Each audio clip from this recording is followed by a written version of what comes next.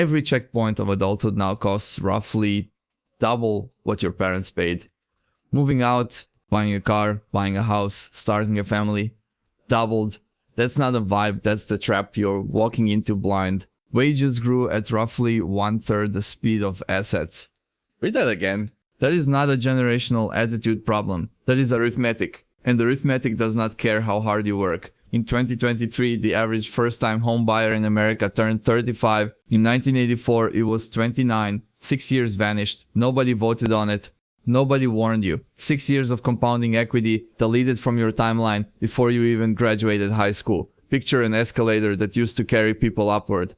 That escalator is the whole story tonight. Millennials got blamed for avocado toast instead of houses. Gen Z will get blamed for something equally dumb. Probably energy drinks. Probably video games. The narrative always finds a way to call the victim lazy. The numbers were never about toast. They're about a system repriced to favor people who already own things at the expense of people trying to buy for the first time. If that lands, subscribe now, fellas. This is the part nobody explains at family dinner. So here's the question nobody asks cleanly. Is this a Gen Z failure or is this a design feature? You think it's about discipline? It's actually about who built the machine. We're covering 4 mechanisms that broke adulthood one at a time.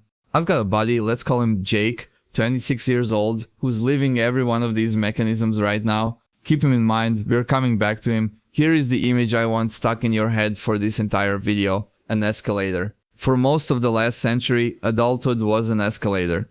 You stepped on, it carried you up. You didn't have to sprint. Wages rose, housing stayed affordable.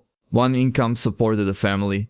Retirement accounts filled quietly in the background while nobody was even watching. The escalator did the work, you just had to stay on it. Then somebody turned off the escalator, and somebody else tilted the floor backward. Now the structure that used to carry people upward is something you sprint up while it slides beneath your feet. The people who got on before it broke are standing at the top, confused why everyone below them looks exhausted.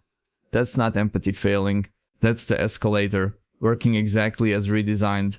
Mechanism 1, and it's the most misunderstood. You think housing is a supply problem? Build more, fix it. Supply matters, sure. But housing stopped being shelter and became an investment asset class, and that single shift changed everything. Now 2 completely separate demand curves fight over the same inventory. First-time buyers competing against institutional funds, landlords, foreign capital, and every homeowner sitting on equity, hoping their number climbs higher. First-time buyers want prices flat or falling. Every other player in the market wants prices rising. Guess which side has more capital, more political pull, more leverage over zoning? It's not the family with a mortgage. In 2022, institutional investors owned somewhere around 26% of single-family homes in major American metros, not a fringe number. A quarter of the houses owned by funds, not families. In cities like Atlanta and Phoenix, that share climbed even higher. This isn't rare. It's the new normal in the fastest growing housing markets in the country. Here's the part that stings. Those investors weren't villains, they were rational. They saw an appreciating asset with steady cash flow and tax advantages and bought in. When capital reaches that conclusion all at once, ordinary buyers get outcompeted before the bidding war even starts. My buddy Jake put in an offer last year, conventional mortgage, inspection contingency, 30 days to close. He lost to a cash buyer who waived inspection and closed in a week, backed by a fund worth more than his entire hometown. The escalator used to move everyone. Now it's a private elevator, and you need a key card. Jake was never handed. Here's the math plain. Median home price in America in 2025 sits around $420,000. Say that number out loud and tell me it sounds like a starter home. Median household income runs around $78,000. Divide those two and you get a price-to-income ratio near 5.4 to 1. That ratio used to protect families. Now it works against them. In 1990, that same ratio was close to 3 to 1. Your parents bought at 3 to 1. You're buying at 5.4 to 1. Nobody told you the rules changed mid-game. Lenders want your purchase price no more than 3 to 4 times your income for comfortable payments. Which means the median American family, by conventional standards, is now overpaying for their house every single year, structurally, not by choice.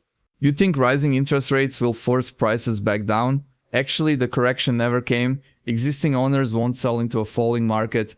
Institutional holders can wait you out, the floor holds and you're still standing outside it.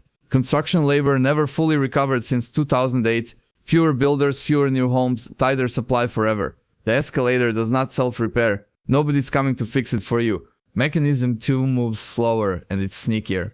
The credential inflation trap. This one doesn't hit you at 22. It hits you at 32 when the bill finally comes due in full. Back in the 1970s, a college degree became the new high school diploma, in signaling value only. Necessary to get the same jobs a diploma used to unlock, the requirement went up, the price tag went with it. Tuition compounded at roughly 8% a year for about 4 decades straight. Say that slowly. 8% every year for 40 years. That's not inflation. That's a runaway train nobody pulled the brake on. Meanwhile, the wage premium, the extra money a degree actually earns you, kept shrinking as more people got degrees, more supply, less value, higher cost. That's the worst combination 3 variables can produce. Average student debt landed around $37,000 for a credential the market now values less. Jake's got $31,000 of it, still paying it down at 26, still renting. Gen Z's version is worse than millennials on 2 fronts. Bigger debt loads and the labor market where entry-level white-collar hiring is quietly hollowing out underneath them right as they arrive. AI now absorbs the analytical grunt work that used to belong to 23-year-old analysts earning $55,000. The bottom rung of the professional ladder is disappearing, and nobody's being honest about what replaces it. Here's the part that reframes everything. Universities aren't in the education business, they're in the credential business. Their revenue ties to enrollment, not to whether you ever get hired. The credential was supposed to be your ticket onto the escalator. Your parents paid 3 years of tuition and stepped on. Now you pay 8 to 12 years undergrad plus grad school and the escalator's already tilted backward before you even board. And here's where it gets genuinely brutal. Mechanism 3 is the one that turns a hard situation into a mathematically closed door. Wait till you hear what this one actually costs you. Mechanism 3, the compounding asymmetry between owners and renters. 2 people, same age, same year, wildly different outcomes, and neither one worked harder than the other. Person A's parents bought a house in 2002 for $240,000. By 2025, it's worth $680,000. $440,000 in gained wealth for doing absolutely nothing but owning the thing. Person B rented their whole life, spent roughly the same money over those years, and ended up with 0 equity. 0. Jake's in that second column right now. And every year he waits, the gap widens without him doing anything wrong. Look, I get it. Every generation says their 20s were hard, and honestly, that part's true. But this is different. Renting used to be a stopgap. Now the down payment moves faster than a disciplined saver can chase it. You can raise your savings rate all day. But if the required down payment grows faster than your savings, you never close the gap. You run faster and the distance stays exactly the same. That's not laziness, that's arithmetic again. If this is explaining something you felt but couldn't put into words, that's exactly what this channel does. Hit subscribe and stick around, fellas, because Mechanism 4 is the one that looks like freedom on the surface and costs you the most underneath. Mechanism 4 looks like good news at first. Therefore, don't relax yet. Technology handed workers freedom, no desk, no boss, set your own hours. But freedom on a resume doesn't work on a mortgage application. The gig economy freed your calendar and quietly booby-trapped your paperwork. Every dollar of that freedom comes with an invisible invoice, and is due the day you try to rent an apartment. Try renting as a freelancer. A landlord sees no W-2, no single employer to call, just self-reported income that jumps around. So therefore, they ask for 12 months of bank statements, 3 years of tax returns, and a cosigner. 23 years old, parents renting too? No cosigner, no apartment. Not because you're broke, because the system was built to verify a job that doesn't look like yours anymore. Now push that same freelancer toward the mortgage, and the problem multiplies by 10. Lenders average 2 years of self-employment income after deductions. But your first 2 years building a business are always your leanest. You reinvested instead of paying yourself.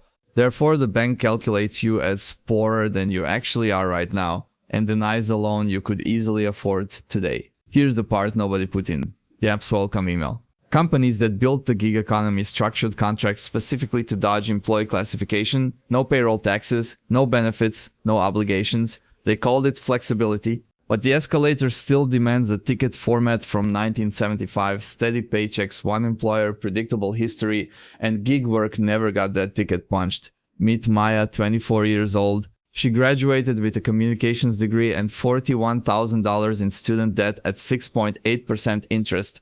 Her job pays $52,000 a year. After taxes, she takes home about $2,900 a month.